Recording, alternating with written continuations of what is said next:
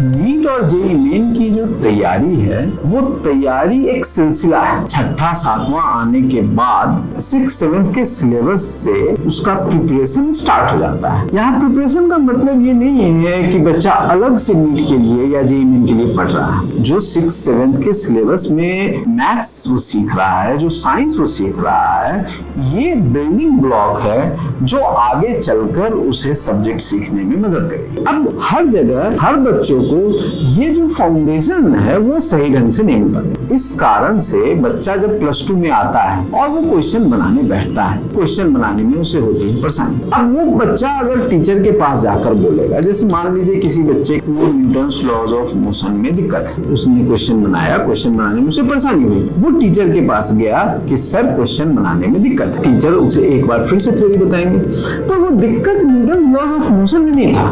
वो दिक्कत हो सकता है बच्चे को 10th की ट्रिग्नोमेट्री समझ में नहीं आई थी, इसलिए था। बच्चा अभी तक ये नहीं समझ पा रहा है कि कंपोनेंट तोड़ने में इधर कॉस उधर साइन कैसे हो गया। टीचर उसको फिर से बताएगा कि कंपोनेंट तोड़ोगे, एक तरफ कॉस आएगा, दूसरी तरफ साइन आएगा। पर टीचर इस बात को नहीं समझ रहा कि परेशानी बच्चे के 10th वाले ट्रिग्नोमेट्री के हिस्से में है। टीचर ये सोच रहा है कि ये मेरा डिपार्टमेंट फिजिक्स है, हमको न्यूटन्स लॉज ऑफ मोशन पढ़ाना है, तो हम अपना फोकस वही रखें। पर उस फोकस से बच्चे का काम नहीं हो रहा है। बच्चा अभी भी स्ट्रगल कर रहा है। हमारे पास बच्चे आते हैं, कुछ ऐसे बच्चे हैं जिनको परसेंटेज कैलकुलेशन में दिक्कत होता है। आप भी टेस्ट करने के लिए अपने बच्चों से सिंपल परसेंटेज का क्वेश्चन पूछ कर देखिए कि किसी नंबर को 200% से बढ़ाएंगे तो नंबर कितना गुना हो जाएगा, और आप नोटिस करेंगे कि 2 में से 1 बच्चा इस सवाल का जवाब नहीं दे सकता। ये सवाल काफी बेसिक सवाल है, पर किसी कारण से अगर बच्चा इसको सीख नहीं पाया या स्कूल उसको सिखा नहीं पाया, तो आप उस बच्चे को ये तो नहीं कह सकते हैं कि तुम IIT के लायक नहीं हो। गलती बच्चे की नहीं है, बच्चे को कभी ढंग से सिखाया ही नहीं गया। सिमिलरली हमारे पास बच्चे आते हैं जिनको इक्वेशन सोल्व करने में परेशानी होती है, कुछ बच्चे हैं जिनको इक्वेशन लिखने में परेशानी होती है।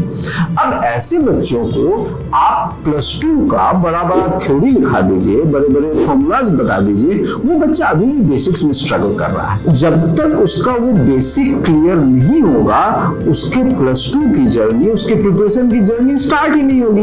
तो बच्चा जो है सब्जेक्ट में स्ट्रगल करता रहेगा, उसका परफॉर्मेंस एवरेज ही रहेगा। इंस्टीट्यूट क्या करेगी उसके लिए? आप पूछ के देखिए, किसी भी इंस्टीट्यूट से पूछ कर देखिए वो आपको क्या बताते हैं। वो सेम लाइन में जवाब देंगे कि हम बेसिक से पढ़ाते हैं। अरे भाई, बेसिक्स +2 नहीं है, बेसिक 7 आप 7 से नहीं पढ़ा सकते हैं। हम अपने यहाँ पोलरिस एकेडमी में क्या करते हैं कि बच्चे को जब दिक्कत आती है, बच्चा क्वेश्चन बनाया, क्वेश्चन में बच्चे को कठिनाई आ रही है, तो बच्चे से हम लोग बात करते हैं, क्वेश्चन को कहते हैं सामने में बनाओ। बच्चा जब क्वेश्चन बनाता है तो हम नोटिस करते हैं कि कहाँ पे अटक रहा है। प्रॉब्लम +2 वाले एरिया में है या प्रॉब्लम पहले के एरिया में है। अगर प्रॉब्लम +2 के एरिया में है तो डिस्कशन के थ्रू उसको दूर किया जा सकता है। अगर समझने में उसको दिक्कत हुई है तो उसको कुछ और माइक्रो असाइनमेंट्स देकर हम लोग इम्प्रूव कर सकते हैं। पर प्रॉब्लम अगर 10 तक के एरिया में है, जो स्कूल में उसको पढ़ाया जाना चाहिए था वो ढंग से नहीं पढ़ाया गया, इस कारण है, तो उसका भी तो उपचार जरूरी है। उसका उपचार भी तो हमारी ये जिम्मेदारी है। अगर हम उसको पूरा नहीं करेंगे तो बच्चा रिजल्ट नहीं देगा। तो हम लोग ऐसे जो बेसिक मैथमेटिकल स्किल्स हैं, जो बच्चों को समझने के लिए, बच्चों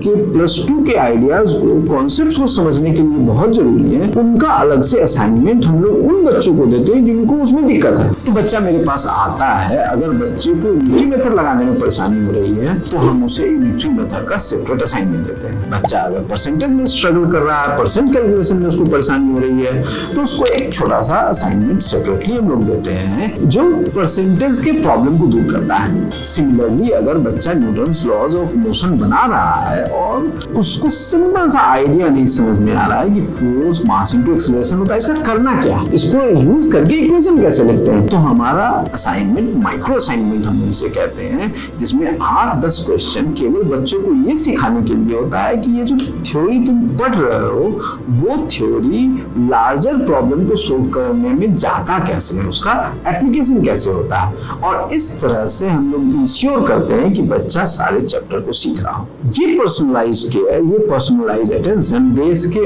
और किसी भी संस्थान में आपको नहीं मिलेगी। आप पोलरिस एकेडमी आइए, हमसे मिलिए, हमसे बात करिए और अपने बच्चे को फ्री में 1 मंथ मंथ क्लास करने दीजिए। उस 1 मंथ की क्लास में उसको समझ में आएगा कि हम कैसे इंडिविजुअल बच्चों पे वर्क करते हैं। अगर आप सेटिस्फाइड हैं तो बच्चे को कंटिन्यू करेंगे, अगर सेटिस्फाइड नहीं है तो आप बिना 1 रुपया दिए हुए अपने बच्चे को यहाँ से ले जाने के लिए फ्री रहेंगे।